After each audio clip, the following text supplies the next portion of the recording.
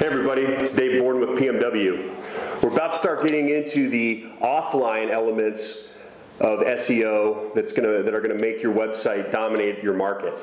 But before we get into, we have basic social media, and then we have content marketing, talk a little about video. Before we do that, I wanna hit on reputation management, because in property management as an industry, it's very difficult, as in any industry, it's very difficult to manage your online reputation. It can be especially difficult for property managers because you deal with tenants, and sometimes they move out and cause damage, and you keep their deposit, and they go online and write bad reviews, whether it's Google, Yelp, BBB, Angie's List.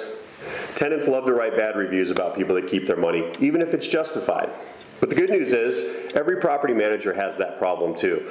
So each of you are faced with the same problem of overcoming those reviews.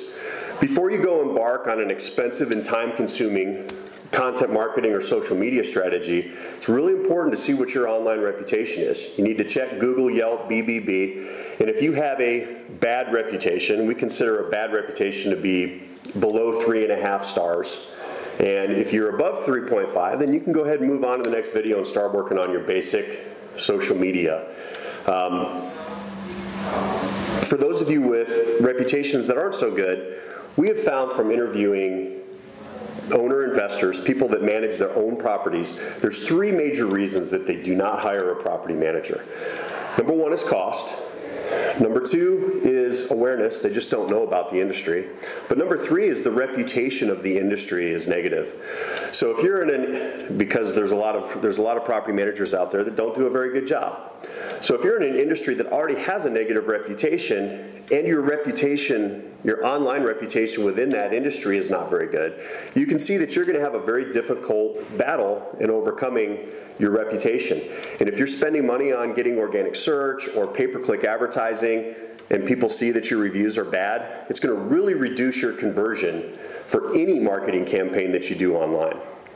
So the best way to manage your reputation is to actively ask your owners and your vendors, people that do business with you that are happy with your services, to go online and write reviews. Most of them won't do it, or they'll be too lazy, or they won't have time, or they just don't want to.